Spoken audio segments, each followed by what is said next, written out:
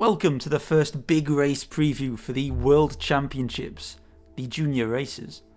I've bundled these together because quite frankly I'll run out of time otherwise. The junior races are open to riders who are under 19 in both the men's and women's categories.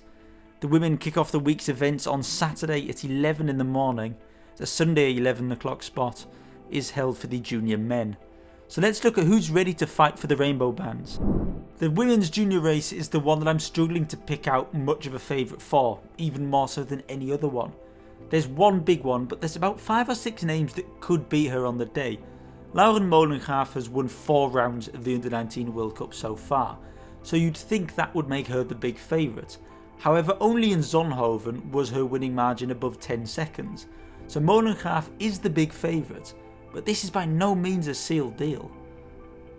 The final World Cup round, the most recent one in Besançon, did not feature Molengraaf, and in her absence Canada's Eva Holmgren, second in the World Cup rankings, took the win. Eva and her twin Isabella, third in the World Cup rankings, are probably the closest rivals Molengraaf will have, but you also can't look past the Belgians, because of course you can't. Fleur Moors is probably Belgium's most hyped female cross talent since Sonnekant. Moors has podiumed multiple junior World Cups and even managed an elite top 10 in Dublin. However, her form seems on the downturn recently despite crowning herself Belgian champion. Sadie von Sinai meanwhile missed out on last year's World Championships with COVID. She's back now though and looks fairly in her pomp, finishing second in Besançon in the big dress rehearsal. France will pin their hopes upon Mrs. Consistent, Célia Giry. Giry has raced all 5 World Cups, finishing 5th twice, 4th twice and 2nd in Zonhoven. Her lowest finish of the entire year is 7th at the European Championships in Namur. Giry is not necessarily a podium favourite, but she could well end up there. British hopes meanwhile will be on Kat Ferguson. Ferguson was 4th at the Euros earlier in the year, but has only ridden 2 of the Junior World Cups, finishing 4th and 6th. This makes it quite hard to really predict where Ferguson stands, but she should be a strong bet for a top 5 placing. Finally, I want to mention 3 names that are not officially announced yet, but who I imagine will be at the start. Firstly, Italian duo Valentina Corvi and Federica Venturelli. Corvi has had a weird season.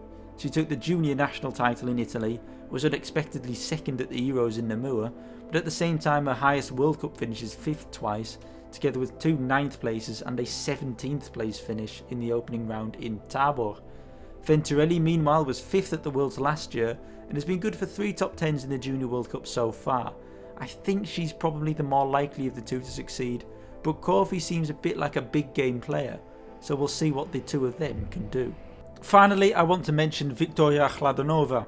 The Slovak youngster bursted onto the scene by finishing 2nd at the World Cup in Tabor, only seconds behind Molengraaf. She was then 8th in Namur at the Euros. Since then she's only raced Czech and Slovakian races, doing so in the elite category and finishing top 10 every time. Her last race was in December when she crowned herself national champion. I have no idea if Chladanova will race, but she's a total wildcard worth keeping an eye on if she does. It's hard to look past Lauren Molengraaf to win the whole thing here, which is why I'm not going to look past her. I think Molengraaf will deservedly crown herself junior world champion.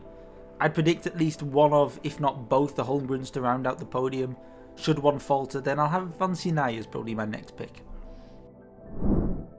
The junior men's race is Sunday's opening event and looks to be pretty similar to the women, in that it's utterly unpredictable. There's a favourite, but not by a huge amount.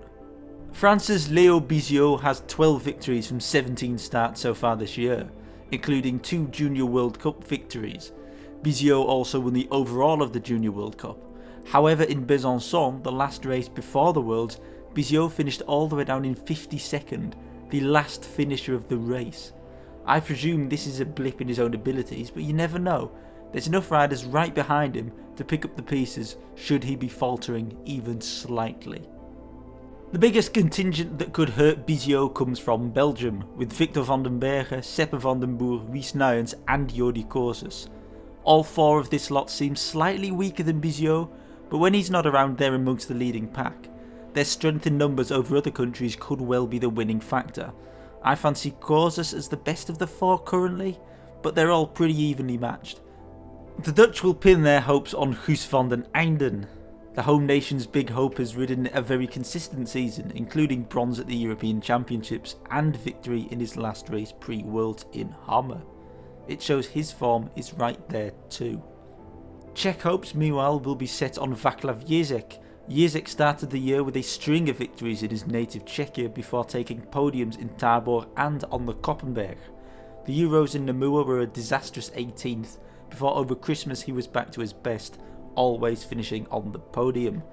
Recent weeks have seen poor performances though in Benidorm and Besançon, so there's some question marks there for Ježek, but he is definitely good enough to podium on his day. Across the Atlantic there's two names to look out for. Andrew August is the USA's best medal hope outright. August was 5th in last year's Worlds, the highest finish of a rider still eligible for the competition this year. His worst finish this year is a 10th place in Tábor, and amongst his achievements are the Koppenberg Cross and an amazing comeback race in Zolder. August is a great outside pick. Canadian hopes will be on Ian Ackert. Ackert crashed at the start of last year's Worlds and still managed a little talked about but nonetheless impressive 8th place. This year he swept the American junior scene and taken top 5s in Tábor, Gavre, Herentals and Besançon. I wouldn't call him a favourite, but I wouldn't be too surprised if he performs very well. Finally, we once again find ourselves at the mercy of the Slovakian Federation and their not yet announced lineup. Matthias Schwarzbacher has ridden a consistent and decent season by all means. He's hardly a podium favourite, but I'd feel wrong to leave him out. I also want to quickly mention Daniel Nielsen. The Dane was second at the Euros in Namur, a high point of a season of constant top 10s. Expect more of the same from him on Sunday too. I'm going to stick my big prediction though on Leo Biziot, but I can't help but feel like the Belgians will have a plan up their sleeve, and at least one, if not two of the podium spots will probably end up being theirs. That first place could well be one of them.